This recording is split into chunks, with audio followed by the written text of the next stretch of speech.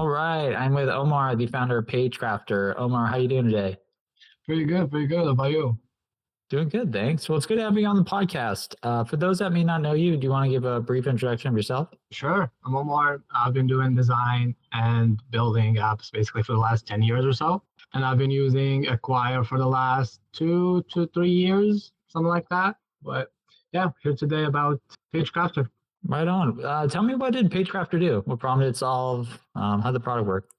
Yeah, so I got the idea a few months ago. I just wanted to solve an internal issue, which is basically having to do landing pages, especially marketing landing pages, since I design a lot of products and we build a lot of products as well. But the landing pages usually take us 3 to 4 days to build, and we just wanted to minimize that to around 10% of the time. So I wanted to build something that would allow us to build fast landing pages and allow us to build multiple versions as well. Yeah, that's how PageCrafter got born. I just built it in a week or so. Just created everything that was needed, added the AI components, of course, and then just connected everything to have a functioning web app to generate those landing pages. We used that internally for a bit, and then we added a couple of people to try it out, and they loved it.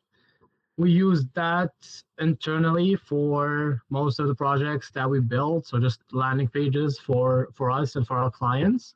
But when the tool got a lot of features and it got improved, basically, we just didn't have a lot of time to build it and just market it individually and just to grow it as another company. So yeah, we just posted it on Acquire, and then it was a very good acquisition. Right on. I love it. Did it have any paying customers? It did have, I think, 2 individuals who paid for it, and they opted for the ultimate plan, which was a full landing page plus variations, plus some customization, so a couple of consultations as well. But it wasn't very big on the client base. It was more on the quality. It was just 2 or 3 people. I don't remember exactly. Nice. That's awesome. Yeah. So tell me about when you listed on Acquire. How did the initial process go? How many buyers reached out, signed NDAs? What did the first week look like for you? Yeah, it was very straightforward, to be honest. The details that we had to fill were very minimal. I used Acquire before, but it stayed more or less the same user experience. It was very easy to go from having the app into having the active listing. We just had to add the domain name, had a couple of details about the finances and about the idea, what we're selling, etc. And then it took about, if I remember, 24 hours to get verified, something like that, 24 hours. And then we had, in the first 3 days alone, we had about 12 offers, not just offers, but more of like NDAs. Yeah, 12 NDAs, so 12 people reaching out. And then out of those 12, we had 4 offers, 4 people who wanted to buy. Yeah. Oh, wow. That's amazing. Yeah, what are some common questions that some of the buyers were asking? It was essentially, I think the main question was, how would we grow it? So they wanted like more insights from our use cases and how we learned from those landing pages that we generated. And then the second thing was just essentially, what would we suggest for the marketing? So I think one buyer even wanted me to continue with them just as a part-time consultant to an extent, but we went with another buyer. Yeah, it was just very, very simple FAQs. And I think even inside the platform, it was very good context-wise. So they got most of their questions answered before we got to the call together. But yeah, they had everything they needed. Right on. How did you pick the winning buyer? Was it buyer's price? Was there terms? Did you just like how they were thinking about the business? What did they do that made it easy to pick them? Yeah, I think it just came down to conversations. I think it was just that they were very nice. They were very flexible and very empathetic, and they gave us the price that I asked for, so that was pretty good as well. But I think it was mainly just that they were the first person to reach out. They asked some very good questions, and we had a very, very nice, I think, hour-long call, just discussing the business, discussing the vision, discussing how we can improve the features together, etc. And then the other offers, one of them I think was a bit 25 to 30% lower than the asking price. and the others matched the price as well, but we never spoke together. It was just that it was essentially first come first serve. They gave a good price, which was the asking price, and we had a nice conversation, and then we ended up working things out very quickly. They paid very quickly, and yeah, they went from there. It was very smooth. Nice. Given this wasn't your first time selling on Acquire, what are some tips that you would give someone? Maybe they're looking to sell their business. You've gone through it, 2, 3 times now. What would you tell them?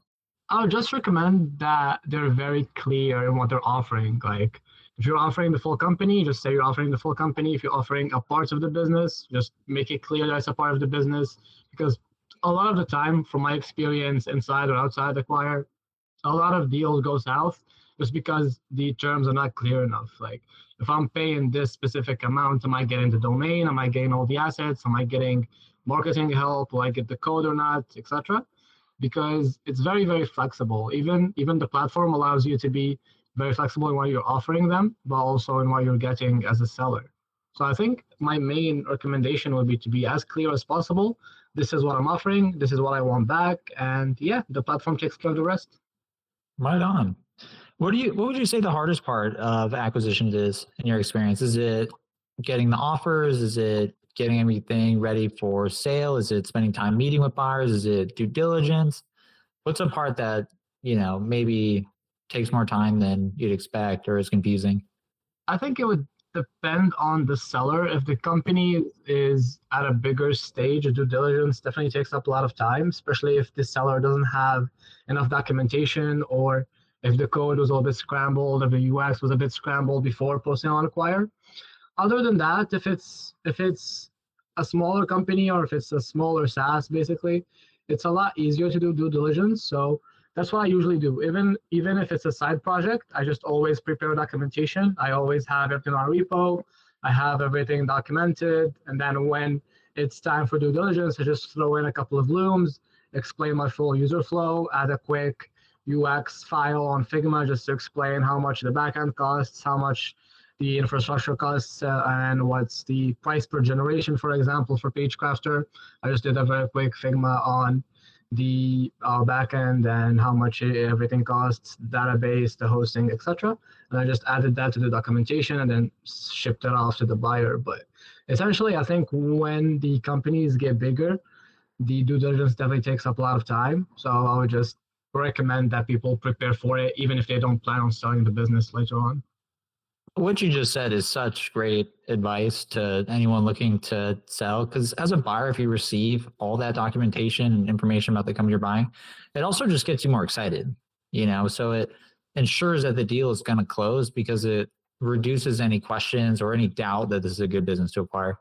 Yeah, of course. It just removes the friction at once, especially as you mentioned, especially if the buyer is already motivated, they already have the offer, and then obviously when you accept the offer, it moves into the due diligence stage. Then they're just rest assured that this person knows what they're doing, and then they're just not gonna have any problems. And then I think opening the door to having you available later on, even if it's not needed, just extra reassurance to the buyer. If there's anything, just let me know.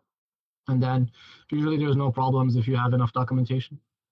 That's massive as well. Because most buyers are just, trying to de-risk the acquisition, where if they buy this company or buy the SaaS, they want to make sure that everything is going to go smoothly after the deal closes. And, maybe there's something you guys weren't able to uncover or talk about. And then 3 months later, they at least can talk to you or ask questions if needed. I've seen a ton of transition plans where it's a similar situation where, 6, 8 months for 4, 5, 10 hours a week. And those hours sometimes never get used. At all. It's just like an insurance policy just in case something comes up or something breaks. And you're right. Yeah, a lot of buyers will, potentially pay extra for that, or 100% more buyers will be interested in the deal. Yeah, and especially since you are the founder who built everything from the ground up, they would be interested. Other than maintenance, they would be interested in just helping or getting help in growing the company, or like adding more features or adding more marketing channels, since you already know the market, know everything from the inside out. So I think it opens up a lot of doors if you're professional during the acquisition, that you're reliable even after the acquisition. So it just allows you to be at a point where you can be rehired or just get a lot more money even after the acquisition is closed. I think it's very good to keep that reputation. 100%. I saw an acquisition recently where I think it closed for, let's call it like 75,000 or something like that. And then the buyer paid an extra 50,000 on top of that to build out a very specific AI feature. Yeah. And the seller, same thing. They negotiated, terms of that extra development. I'm sure it's going to go on to something beyond this one feature. Exactly. So again, great advice, man. Any other advice you would share with someone? Maybe they're on acquire and buyers aren't, sending them offers or something like that. What's like the first two things you would recommend? You touched on a bunch of stuff like create more documentation, be more flexible on transition plans. Is there another thing you would add to that? That's great advice. I think one thing I would love to touch on is I know some buyers and some sellers that are very close to me that have some very solid web apps, but they're always afraid that there's no market for them. I mean, they know the platform, obviously, or even if it's just posting about the business or just having an initial active listing on acquire.com, for example, they're always hesitant because they think it's not good enough. But I think the beauty of Acquire is that there are so many things that can be done, or so many types of transactions that can be done on the platform. For example, a buyer might not even have an offer or might not even buy the SaaS to use it as a SaaS. They might just buy it to integrate it into their own company or add it as a feature. For example, if I have a dev team and I estimate that a feature is going to take me 3 months to build, and then I go into Acquire and then I find the exact same SaaS and it's like 3 times cheaper and it's going to be ready in 1 week. Of course, I'm going to go with the Acquire option. So I think I would just recommend that no matter how big or how small your web app is or your company is in general, it's never going to go wrong to have it on Acquire. It's either going to be integrated into a different business, it's either going to be used as its own business, or a buyer can even come to you and ask for specific features, as you just mentioned for that last transaction you saw. They can ask for specific features that will make the SaaS or the app work for their use case, and then they're just going to offer you a good price for all of your effort. Yeah, I've seen that more times than I can count, honestly. Yeah. I know a ton of different founders too that are always on Acquire looking at adjacent features or sometimes completely unrelated. They see something that's interesting, and even if it's not on the product roadmap, they think, oh, this could be interesting if we did X, Y, Z. Yeah. So that's good advice as well. Of course.